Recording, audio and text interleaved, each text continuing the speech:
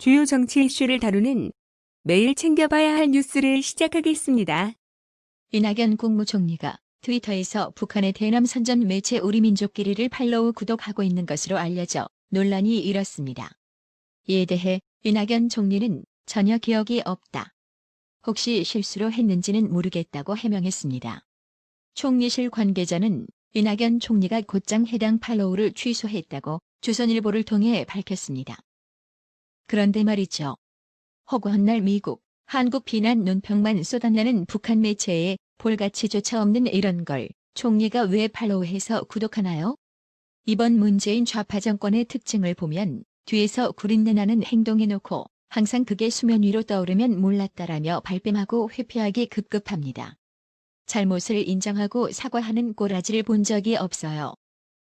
이인영 원내대표는 연동형 비례대표제 선거법 개정안과 고위공직자범죄수사처 공수처 설치법이 본회의에서 처리되지 않고 있는 상황에서 한국당 황교안 대표에게 책임을 전가시키려는 듯 공안 정치를 연상케 하는 자유한국당 황교안 대표의 독재는 우리 국회를 파탄냈다며 황교안의 야당 독재 시대는 끝내야 한다고 아주 웃기는 발언을 했습니다.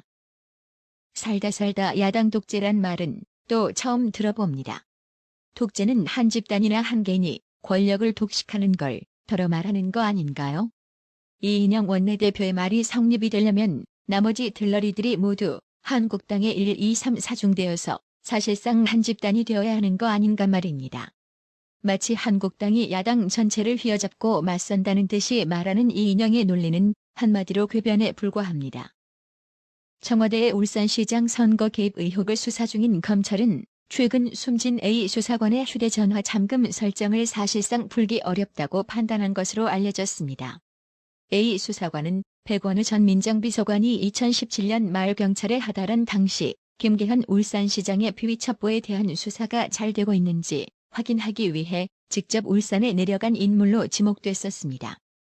A 수사관의 휴대전화에는 백원우 전 비서관 등 청와대 윗선과 나눈 대화 내용이 담겨 있을 가능성이 커 이 사건을 풀 핵심 증거가 될 것이란 관측이 많았습니다.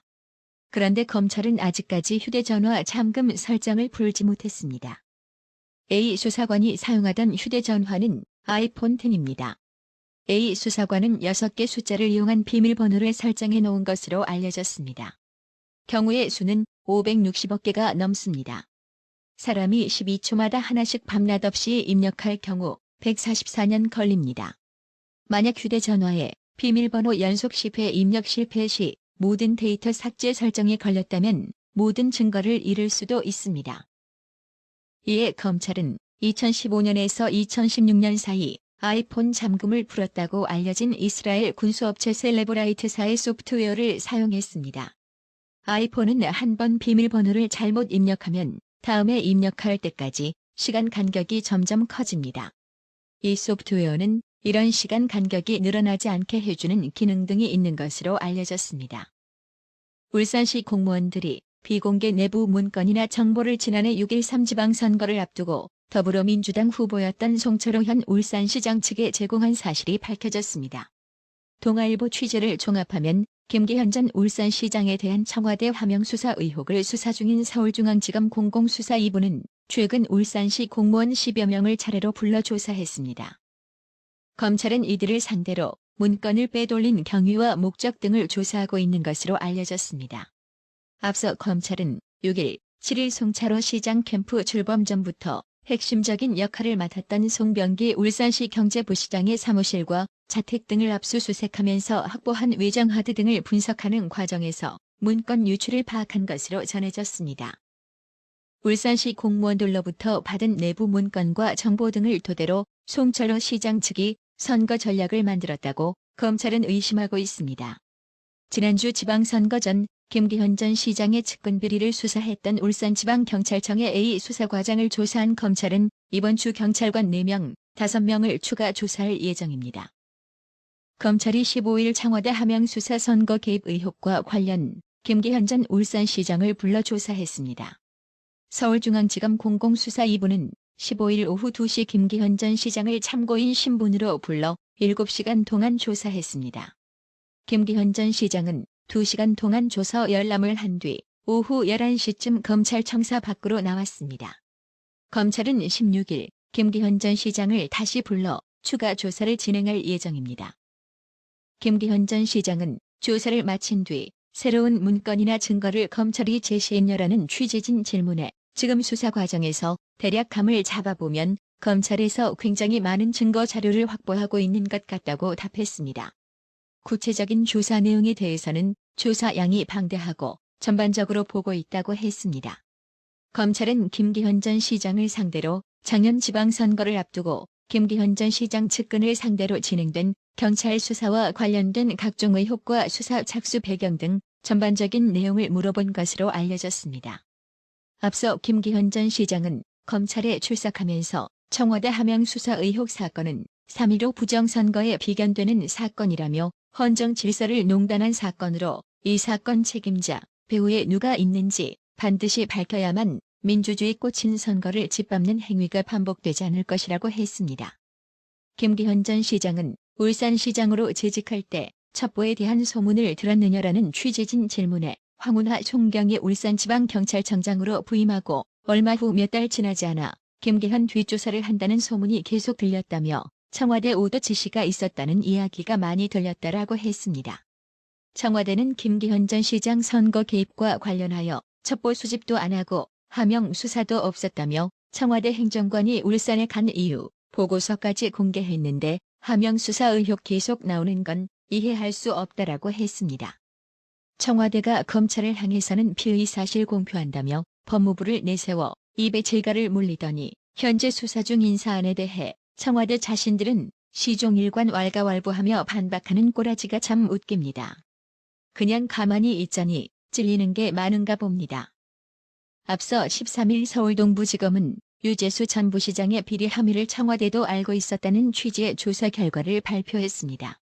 검찰은 당시 유재수 전 부시장의 중대 비리 혐의 중 상당 부분은 대통령 비서실 특별감찰반 특감반의 감찰 과정에서 이미 확인된 내용이거나 확인 가능한 내용이라고 언급했습니다. 이는 2017년 당시 청와대 특감반이 유재수 전 부시장의 비위를 파악하고도 감찰을 중단했다는 것을 사실상 발표한 것으로 해석해도 무리가 없다는 취지로 해석했습니다. 이에 윤도한 청와대 국민소통수석은 이날 자신 명의의 서면 브리핑을 내고 반박했습니다.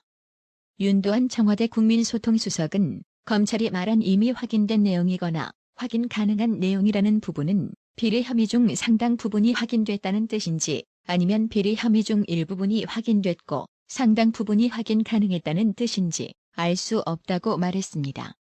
이어 두 가지 의미 가운데 어느 것이든 청와대는 지난 4일 밝힌 대로 당시 민정수석실이 수사권이 없는 감찰을 했고 수사권 없는 감찰이라는 범위와 한계 내에서 밝혀진 사실을 토대로 인사조치 등을 판단했다고 설명했습니다.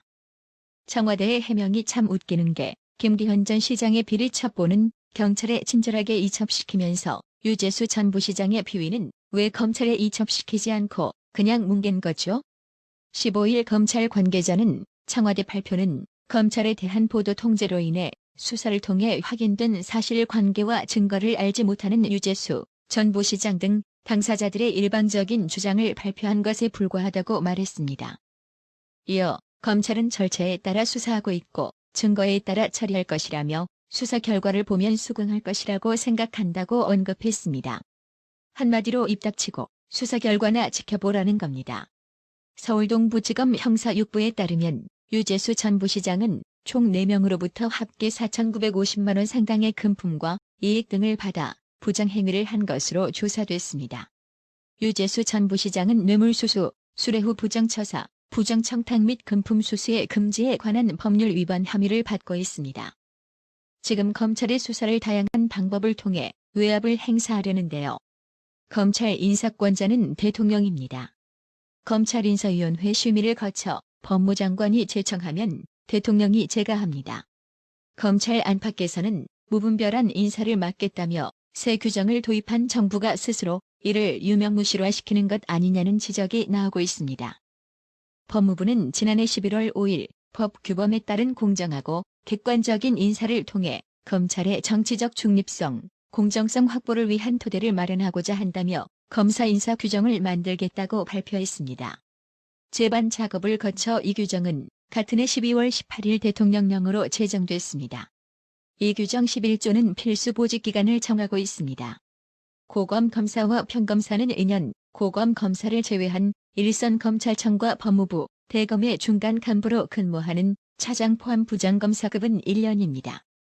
이에 따르면 조국의 일가 비리와 유재수 감찰 중단 의혹 사건, 청와대의 선거 개입 의혹 사건 수사를 지휘하고 있는 검찰 중간 간부들의 임기는 내년 8월까지입니다. 다만 직제 개편이 이루어지거나 승진 인사 때는 필수 보직 기간을 채우지 않고도 인사 이동을 시킬 수 있습니다. 청와대와 정권 핵심 인사를 겨냥한 검찰의 수사를 무력화하기 위한 움직임 아니냐는 우려가 나오는 배경입니다. 한 검찰 관계자는 1년도 안 돼 인사를 하겠다는 건 공정한 인사를 위해 만들었다는 규정을 스스로 깨는 꼴이라며 이럴 거면 규정은 왜 만들었느냐라고 반문했습니다. 수도권의 한 부부장검사는 일부 검사들이 요직을 독차지하는 귀족 검사들을 없애겠다는 게 규정을 만든 이유였다며 조직 내 일부의 인사권 전횡이 문제라던 정부가 중요 수사가 진행되는 와중에 인사권을 행사해 무력화시키겠다는 것으로만 보인다며 반감을 드러냈습니다. 지방의 한 차장급 검사는 공석을 활용해 영전으로 포장하면서 자연스레 주요 수사팀의 힘을 뺄 수 있다고 했습니다. 그렇습니다. 아무리 좋은 제도라도 이를 악용하기는 쉽습니다. 좌파 정권에서 좋은 취지로만 선전선동하고 있는 공수처 역시 악용되는 건 시간 문제일 뿐입니다. 조선일보는 사설을 통해 검찰이 울산 부시장으로부터 송철호 캠프의 선거 전략 문건을 압수했는데 청와대, 정부, 여당이 그 문건에 나오는 각본대로 움직인 것으로 드러났다. 문건이 송철호 단독 공천이 필요하다고 하자 민주당은 송 시장을 전략 단독 공천했다. 청와대와 선거 공약 사전 협의라고 했는데 청와대 행정관이 송 시장 등을 만나 공약을 협의한 것으로 밝혀졌다. 장관들 울산 방문 필요라고 했는데 환경부 장관이 울산에 왔다. 방문 현장에선 아직 후보 공천도 받기 전인 송철호 변호사가 장관과 함께 보고를 받았다. 코미디가 따로 없다. 장관이 송 시장 선거운동에 나선 것이다. 야당 울산시장 수사는 송 시장 측근의 제보가 발단이었다. 청와대는 그 제보를 재가공해 경찰에 수사를 지시했다. 경찰은 야당 후보가 공천을 받은 날 압수수색을 하며 선거에 찬물을 끼얹었다. 그에 더해 청와대가 여당 후보 공약까지 챙기고 정부 장관들이 대놓고 선거에 개입한 것으로 드러나고 있다. 지금껏 밝혀진 것들만으로도 명백한 선거 공작이다. 더 무슨 증거가 필요한가? 그런데도 여당은 일상적 업무라고, 청와대는 본연의 업무라고, 경찰은 적법한 수사라고 한다. 전 정권 청와대가 선거 여론조사를 했다고 대통령이 실형 선고를 받은 상태다. 정보 담당 경찰들도 총선 여론 수집 혐의로 재판을 받고 있다. 자신들은 더한 일을 해놓고 오히려 고함치고 눈을 부라린다고 아주 매섭게 문제의식을 지적했습니다. 나라의 TV는 보다 더 양질의 컨텐츠를 생산하기 위해 자발적 구독료를 후원 형식으로 받고 있으니 많은 성원 부탁드립니다. 시청해주셔서 감사합니다. 구독은 꼭 눌러주세요.